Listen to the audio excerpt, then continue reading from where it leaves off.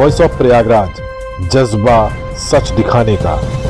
सभी लोगों को सबसे पहले मैं दीप पर्व की हार्दिक शुभकामनाएं देता हूँ।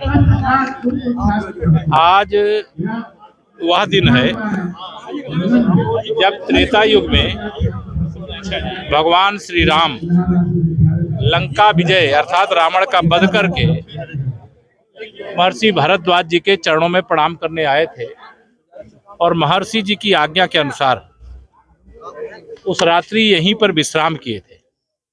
यहाँ से श्री हनुमान जी महाराज को अयोध्या भरत जी के पास, चूंकि 14 वर्ष में एक भी दिन अगर समय अधिक हुआ तो भरत जी ने प्रतिज्ञा की थी कि मैं चिता में अपने आप को समर्पित कर दूंगा। तो हनुमान जी ब्राह्मण वेश में यहाँ से गए थे और यहाँ से भगवान श्री राम, माता सीता, लक्ष्मण जी और सब उनके जो मित्र थे उनके साथ श्रृंगबेरपुर गए।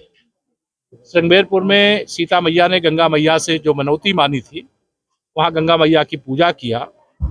आज हम लोग श्रृंगबेरपुर भी गए थे, अयोध्या भी मैं गया था।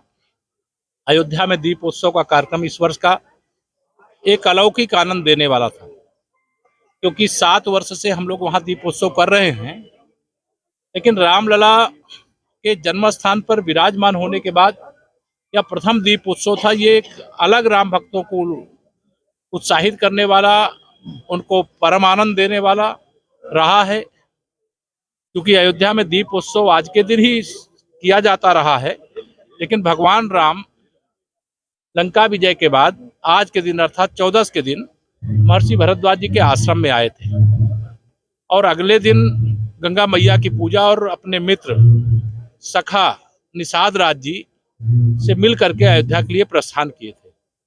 तो आज का दिन और कल का दिन, आज का दिन तो महर्षि भरद्वाज आश्रम के लिए ही, प्रयागराज के लिए ही है, और कल का दिन श्रृंगबेरपुर धाम के लिए और फिर अयोध्या के लिए है, जहां दीपावली का एक बहुत सुंदर पर्व मनाया जाता है।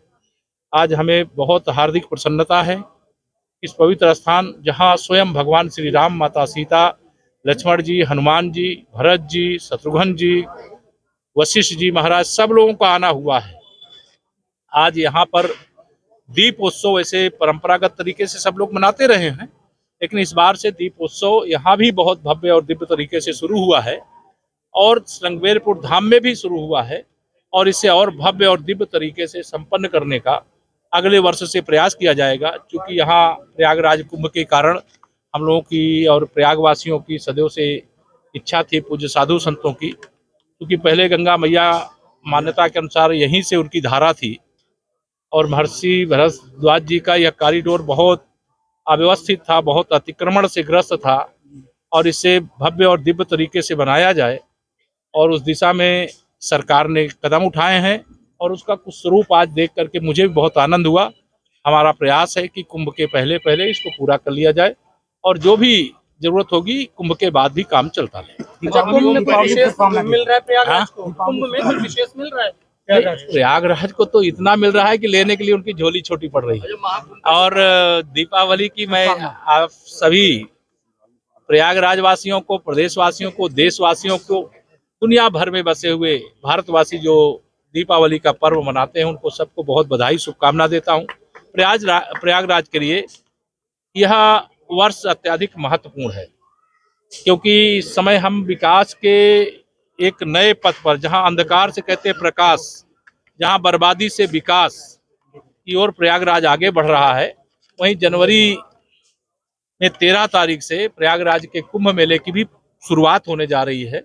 और प्रयास हमारा यही है कि जैसे अर्ध कुंभ में 24 करोड़ लोग आए थे, इस बार उससे अधिक संख्या में लोग आवें, उसके लिए सरकार ने पूरी तैयारी की है, सुरक्षा की दृष्टि से भी, तीर्थयात्रियों की सेवा की दृष्टि से भी, और प्रयागवासियों को भी मैं आह्वान करता हूँ वह भी इसमें सहभागी बने। जौनपुर हत्या पे आज निष्क्रिय है और ताकतवर हो रहे हैं अपराधी। देखिए, अपराधी भारतीय जनता पार्टी की सरकार में कभी ताकतवर नहीं हो सकते। आज मैं अभी आ रहा था श्रृंगबेरपुर धाम से, एक चौराहा था जहां तमाम लुंगी छाप गुंडे बैठ करके लोगों को सताया करते थे। मैंने पूछा, आप कोई बैठता है कहाँ? अब तो बिल में घुस गए। तो वह सब समय खत्म हो गया है। गुंडागर्दी कोई करेगा, कोई अपराध करेगा, कोई हत्या करेगा, छिनैती करेगा, डकैती करेगा, तो उसके खिलाफ कठोरतम कानूनी कार्रवाई हो रही है और आगे भी हो। महाकुंभ की जो उपचुनाव में फूलपुर सहित हम सभी 9 सीटें जीत रहे हैं। महाकुंभ की तैयारी चल रही है, जिस तरह से टाइम सीमित है, क्या लगता है समय से पूरा समय